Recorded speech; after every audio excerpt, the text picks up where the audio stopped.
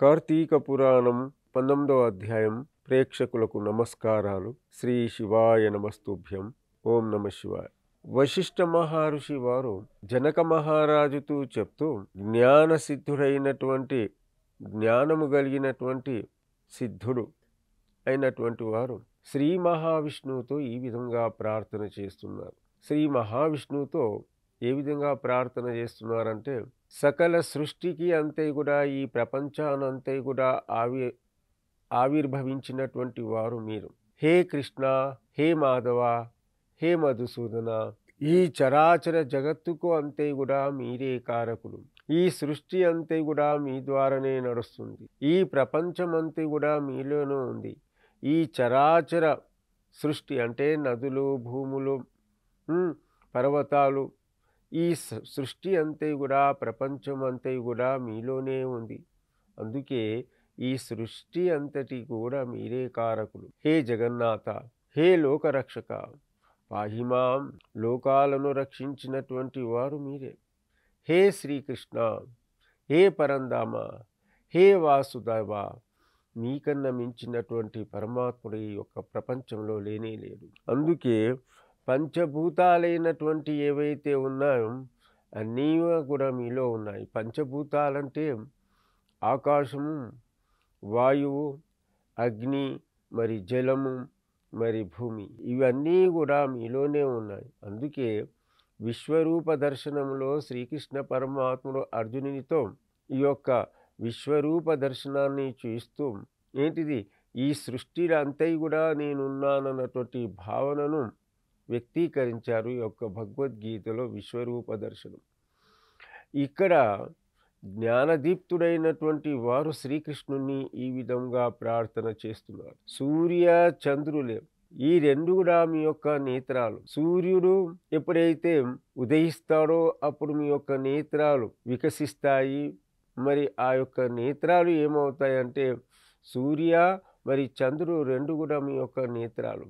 అనగా సూర్యుడు వచ్చినప్పుడు మీ యొక్క నేత్రాలు మేల్కొల్పబడుతుంది. అలాగనే చంద్రుడు వచ్చినప్పుడు మీ యొక్క నేత్రాలు మూయబడతాయి.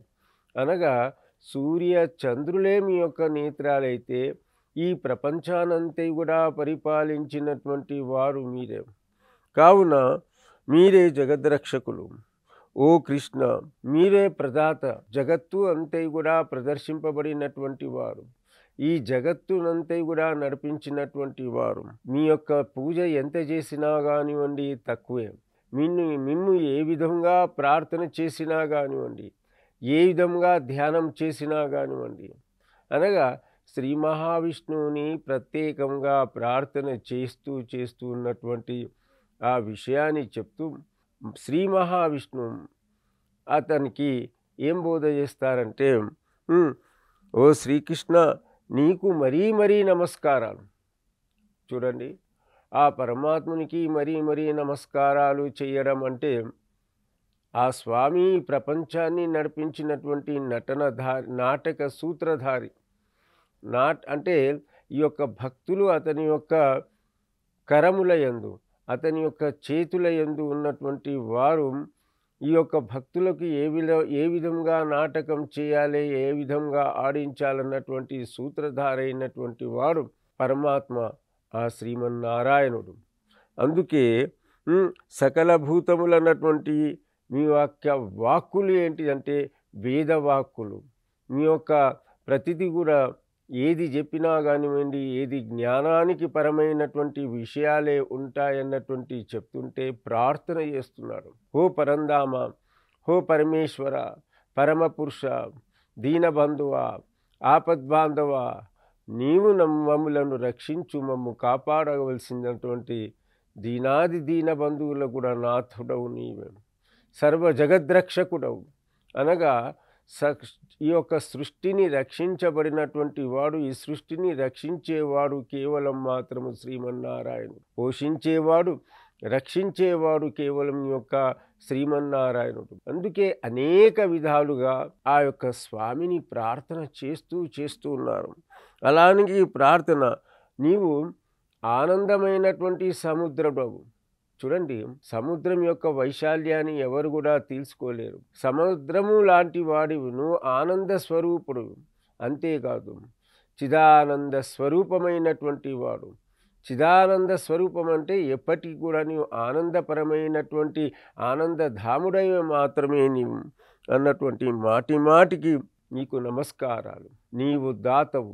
దాతవు అన్నటువంటి పదానికి ఏంటిది? నీవు అడిగింది భక్తులకు తప్పకుండా ఇస్తూనే ఉంటావు. తప్పకుండా ఇస్తున్నావు అంటే భక్తులు ఏం అడిగినా కానివ్వండి, అది ఇవ్వడానికి సిద్ధంగా ఉంటాడు శ్రీమన్నారాయణుడు. అందుకే శ్రీమన్నారాయణుని యొక్క పూజా వ్రతకల్పాలు ఏవైతే ఉన్నాయో తప్పకుండా ఈ యొక్క కార్తీక మాసంలో చేస్తూనే ఉంటాం. అనగా శ్రీమన్నారాయణుడు దానాలు ఏవైతే అంటే దాతకర్త. దాతకర్త అంటే భక్తులు ఏవైతే ప్రేమతో అడుగుతుంటారో అలాంటివి అన్నీ కూడా ఇస్తాడు. అనగా ఉద్యోగము లేనటువంటి వారికి ఉద్యోగాలు ఇవ్వడం, సంతానము లేనటువంటి వారికి సంతానం ఇవ్వడం, వ్యాపారము బావుగా జరగడం, లేదంటే వారికి వ్యాపారాలు బావుగా జరగడం, ప్రతిదీ కూడా. అనగా ఎవరైతే వ్యవసాయదారులు ఉన్నారో వారి యొక్క పంటలు బావుగా పండడం, లేదంటే వారికి సరిగా పంటలు పండడం. ఈ విధంగా నీవే సకల ప్రాణులను రక్షించినటువంటి వాడవు, నీవే దాతవు, నీవే కర్తవు, నీవే భక్త పరిపాలకుడు. భక్తులను పరిపాలించే నాథుడవు నీవే. అనగా భక్తులను ఏ విధంగా ఎలా కాపాడాలో పరమాత్మునికి తెలుసు.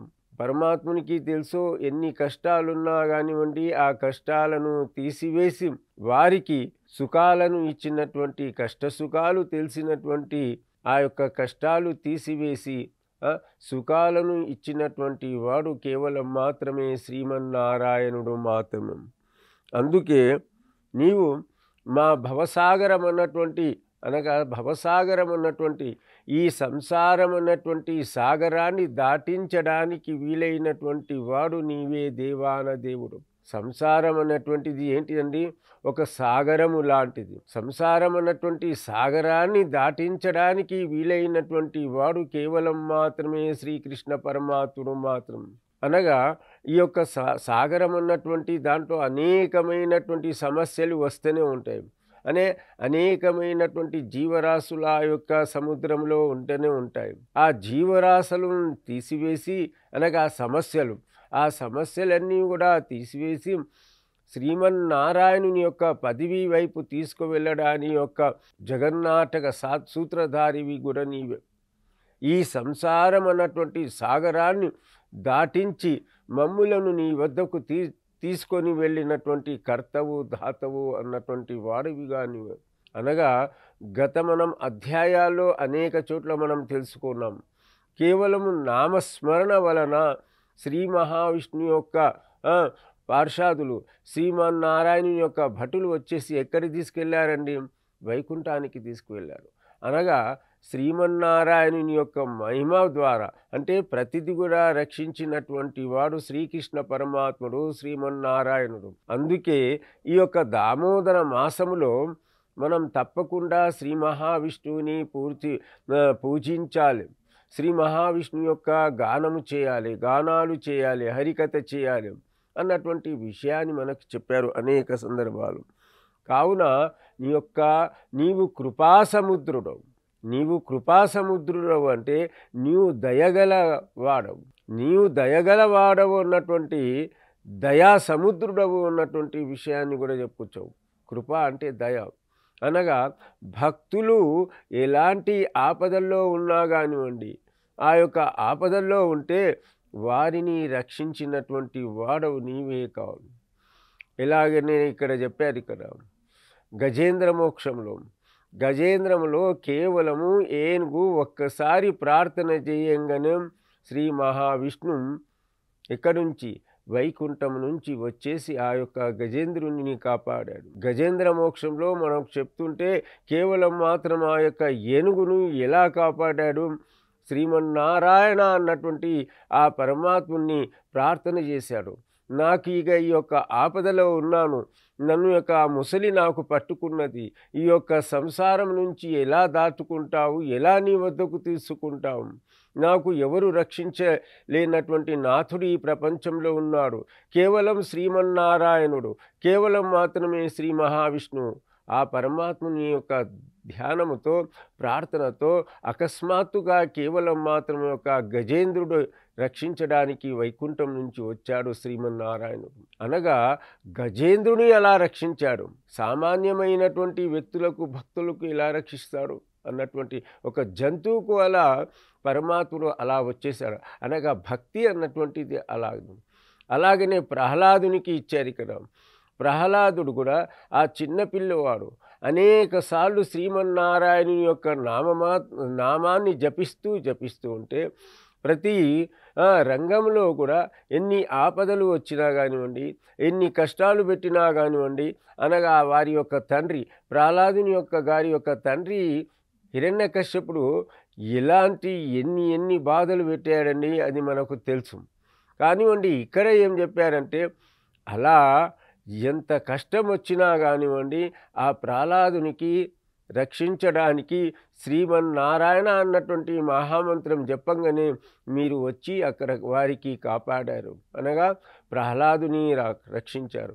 అలాగనే విభీషణుణ్ణి, కేవలం రావణ బ్రహ్మ యొక్క సోదరుడైనటువంటి విభీషుణ్ణి శ్రీరాముని యొక్క భక్తుడైనటువంటి వారైతే ఆ యొక్క ప్రతి చోట విభీషణుని రక్షించారు. ఇలా ధ్రువుని కూడా రక్షించారు. అలా చెప్పుకుంటూ పోతే ప్రత్యేకమైనటువంటి అనేకమైనటువంటి భక్తులను రక్షించినటువంటి నాథుడు కేవలం మాత్రమే శ్రీమన్నారాయణుడు. అనగా ఈ యొక్క సంసార సాగరాన్ని దాటించి వైకుంఠ పదవికి, అంటే శ్రీమన్నారాయణుని యొక్క పాదాల వైపు వెళ్ళడానికి కేవలం శ్రీమన్నారాయణుడు అన్నటువంటి విషయానికి ఎవరు జ్ఞానసిద్ధుడు ఈ విధంగా ప్రార్థన చేస్తున్నారు. ఓ పరమపురుష, ఓ పరంధామ, ఓ పరమాత్మ, ఓం శ్రీమన్నారాయణ గోవింద అన్నటువంటి అనేకమైనటువంటి పదాలతో ఆ శ్రీమన్నారాయణుని ప్రార్థన చేస్తూ ఉండగా శ్రీ మహావిష్ణు ఆ జ్ఞానసిద్ధునికి ఈ విధంగా బోధిస్తున్నారు. అంతే. ఓం కేశవాయ నమో నమస్తు, ఓం నమో నారాయణాయ నమో నమస్తు, ఓం గోవిందాయ నమో నమస్తే, మహేశ్వర ఓం మహేశాయ మమాత్మనే నమః, ఓం మహేశాయ మమాత్మనే నమః అన్నారు. ఇక్కడ ఈ యొక్క 18వ అధ్యాయంలో ఈ విధంగా శ్రీ మహావిష్ణుని అనేక పేర్లతో మనకు ఆ శ్రీ మహావిష్ణుని ప్రార్థన చేశారు. అందుకే అన్నమయ్య వారు కూడా ఈ యొక్క ఓం నమో నారాయణ అన్నటువంటి పదాలను తీసుకొని శ్రీ వెంకటేశ్వర స్వామికి అనేకమైనటువంటి పేర్ల ద్వారా కీర్తనలు చేశారు. అలాగనే ఓం మధుసూదనాయ దేవ్యాయ నమో నమః, మమ ఆత్మనే రక్షణే నమో నమః, ఓం మధుసూదనాయ అన్నటువంటి పదాలు, ఆపద్ బాంధవే నమో నమః, ఓం త్రివిక్రమాయ నమో నమః అన్నటువంటి పదాలతో ఆ స్వామివారికి కీర్తించడం, ప్రార్థన చేయడం వలన శ్రీ మహావిష్ణుడు విష్ణువు ఆ వారికి ప్రత్యక్షమై నానా విధాలుగా ప్రార్థన చేస్తూ ఉంటే ఆ శ్రీ మహావిష్ణు వచ్చేసి ఏవి చతుర్మాస వ్రత దీక్ష గురించి చెప్పారండి. చూడండి, చతుర్మాస వ్రత దీక్ష అంటే ఎప్పుడు ప్రారంభించబడుతుంది? అది మనకు ఆషాఢ మాసం నుంచి ప్రారంభమైనటువంటి చతుర్మాస వ్రత దీక్ష గురించి చెప్పారు. ఈ చతుర్మాస వ్రత దీక్ష ఎంత గొప్పదైనటువంటి, అనగా ఆషాఢ మాస దశమి నుంచి ప్రారంభమైనటువంటిది. ఆషాఢ మాసములో శయన ఏకాదశి అంటాం. అనగా శ్రీకృష్ణ పరమాత్ముడు, శ్రీమన్నారాయణుడు, శ్రీ మహావిష్ణువు ఏంటిది సముద్రము పైన ఆదిశేషుని పైన శయనిస్తుంటే సాక్షాత్తు లక్ష్మీ అమ్మవారు వారి పాదాల దగ్గర ఉండి వారి యొక్క సేవ చేస్తూ ఉంటుంది. అనగా సముద్రము మధ్యలో ఆదిశేషుల పైన వారి యొక్క శ్రీ మహావిష్ణు యొక్క ఏంటిది శ్రీమన్ మహావిష్ణుని యొక్క ఏదైతే ఆసనం ఉంటుందో, వారు పనుకున్నటువంటి ఆసనం ఏదైతే ఉంటుందో ఆ ఆసనం ఆదిశేషుడు. చూడండి, ఆదిశేషుని పైన ఆ పడగ శ్రీమన్నారాయణుని యొక్క శిరస్సు దగ్గర పడగ విప్పి ఉంటే ఆ సాక్షాత్తు లక్ష్మీదేవి ఆ యొక్క శ్రీమన్నారాయణుని యొక్క పాదాల వద్ద కూర్చొని ఆ స్వామివారి యొక్క పాదస్పర్శను చేస్తూ ఆ స్వామివారి యొక్క పాదాలను సేవ చేస్తూ ఉంటుంది శ్రీ మహాలక్ష్మి. అనగా ఎప్పుడు ప్రారంభమైనటువంటిది ఏది?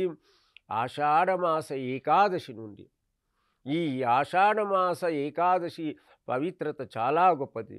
అనగా అప్పుడు వచ్చినటువంటి దానికి తొలి ఏకాదశి అంటాం.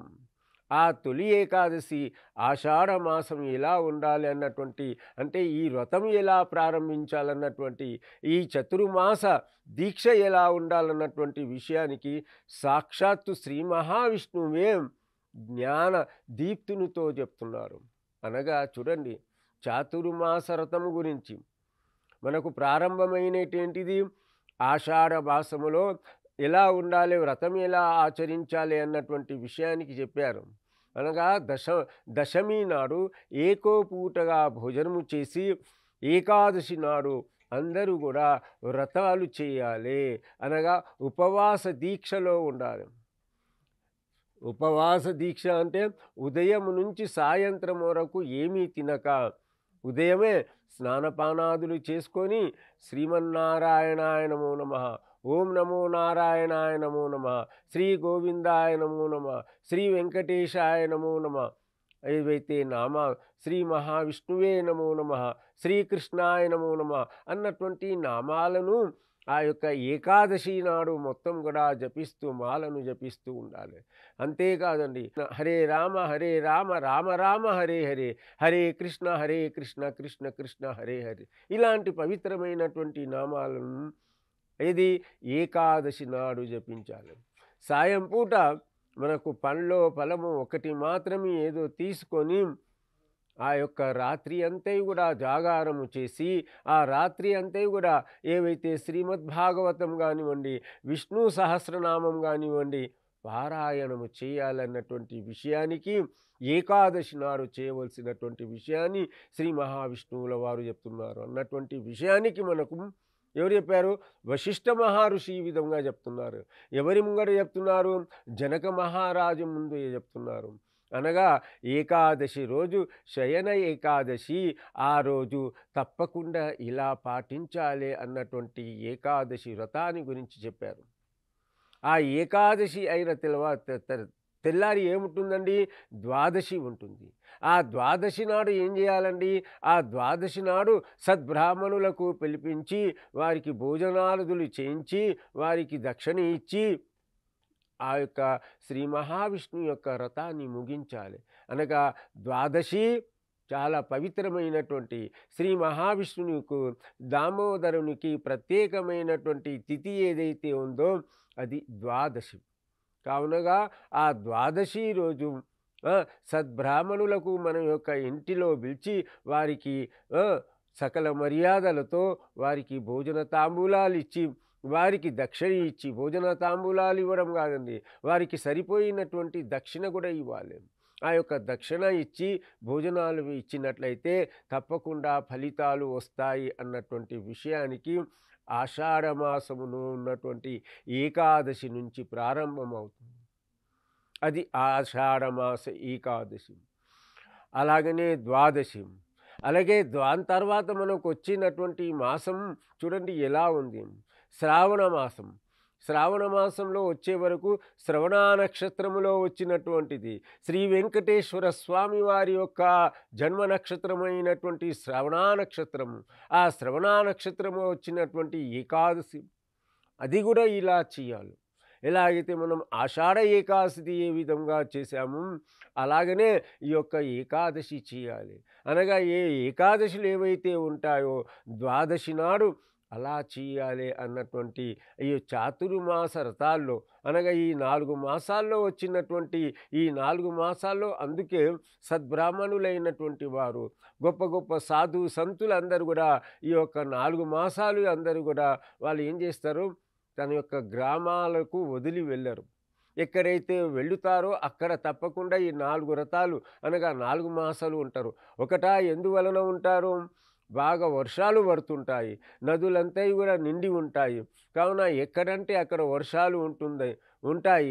కావున సద్బ్రా సత్ సాధు సంతులు సన్యాసులందరూ కూడా ఒకే గ్రామంలో ఒకే ప్రాంతంలో ఉండి జ్ఞానోపదేశాలు ఆ ప్రాంతంలో ఉన్నటువంటి దేవాలయాల్లో ఉండేసి అక్కడ జ్ఞానోపదేశము చేస్తూ ఉంటారు. అనగా అక్కడ మహాభాగవతము రామాయణము ఏదో ఒక విషయాన్ని చెప్తూ భక్తులకందరూ కూడా జ్ఞానోపదేశం కలుగుతూనే ఉంటుంది. అది శ్రావణ మాసం. దాని తర్వాత వచ్చేది ఏంటి అండి, భాద్రపద మాసం. భాద్రపద మాసంలో కూడా ఇలా చెయ్యాలి అన్నటువంటి విషయానికి చెప్తున్నారు. అనగా చాతుర్మాస వ్రతాలంటే ఇది శ్రీమన్నారాయణునికి ప్రీతికరమైనటువంటి విషయాలు ఏవైతే ఉన్నాయో అది తప్పకుండా చెయ్యాలి, ఇలా చెయ్యాలి అన్నటువంటి చాతుర్మాస వ్రతాల గురించి చెప్పారు. అలాగనే భాద్రపద మాసం తర్వాత వచ్చినటువంటి ఏకాదశి ఎప్పుడు వస్తుంది, ఆశ్వీజ మాసం. ఆశ్వీజ మాసం తర్వాత అనగా దశమి, విజయదశమి మనం చేస్తాం. ఆ విజయదశమి తెల్లారి అనగా ఆ విజయదశమి రోజు కూడా ఏకో పూట భోజనము చేసి మరి ఏకాదశి వ్రతం చేసినట్లయితే చూడండి, విజయదశమికి విజయాలను మ్రోగించినటువంటిదని ప్రతి కోరికలను తీసి ఆనందాలతో మన జీవితాలను గడపడానికి మాత్రం వచ్చినటువంటి విజయదశమి. విజయదశమి అనంతరం వచ్చినటువంటిది ఏకాదశి. ఆ ఏకాదశి ఎంతో పవిత్రమైనటువంటి ఏకాదశి, ఎంతో ఉన్నతమైనటువంటి ఏకాదశి. ఆ ఏకాదశి నాడు వ్రతము చేసినట్లయితే శ్రీమన్నారాయణుడు తప్పకుండా సంతోషపడి ఆనందంతో మనకు అష్టైశ్వర్యాలు ఇస్తుంటాడు. ఇది ఆశ్వీజ మాసంలో వచ్చినటువంటి ఏకాదశి. అలాగనే కార్తీక మాసంలో వచ్చినటువంటి దశమి నుండి ఏకాదశి రోజు ఈ విధంగా చూస్తూ ఎవరైతే ఉంటారో వారందరికీ కూడా పూర్వజన్మలో చేసినటువంటి పాపాలన్నీ కూడా వెళ్ళిపోయి ఏమవుతాయి, పుణ్యాలు కలుగుతాయి. పుణ్యమే కాదండి, అష్టైశ్వర్యాలు కలుగుతూ ఉన్నటువంటిది అనుకున్నటువంటి విషయాన్ని సాక్షాత్తు శ్రీ మహావిష్ణువు ఈ యొక్క 19వ అధ్యాయంలో చెప్తున్నారు. అనగా 19వ అధ్యాయంలో ఏం చెప్తున్నారు, ఈ చాతుర్మాస వ్రతాలు చేస్తూ శ్రీమన్నారాయణుని యొక్క కీర్తన చేస్తూ ఉండాలి. చాతుర్మాసంలో ఉన్నటువంటి ఏకాదశి ద్వాదశికి అంత ప్రత్యేకత ఉంది. అనగా అష్టైశ్వర్యాలు ఇవ్వడానికి సిద్ధంగా ఉన్నాడు శ్రీమన్నారాయణుడు, ఆ మహావిష్ణు. కావున చాతుర్మాస వ్రతం యొక్క దీక్ష చాలా గొప్పదైనటువంటి కావున భక్త మహాశివులారా, వశిష్ఠ మహర్షి జనక మహారాజుతో ఇలా చెప్తున్నారు, ఈ చాతుర్మాస వ్రతం చాలా గొప్పదైనటువంటిది. మీ యొక్క జనకపురిలో ఉన్నటువంటి వాళ్ళందరూ కూడా గొప్పగా ఈ విధంగా చాతుర్మాస వ్రతాలు చేసినట్లయితే ప్రజలందరూ కూడా సుఖముగా శాంతిగా ఆనందముతో సుభిక్షముగా అష్టైశ్వర్యాలతో ఉంటారంటూ ఈ యొక్క 19వ అధ్యాయంలో ఈ విధంగా శ్రీ మహావిష్ణు జ్ఞానదీప్తితో చెప్పారంటూ ఈ 19వ అధ్యాయాన్ని సమాప్తం చేస్తూ స్వస్తి.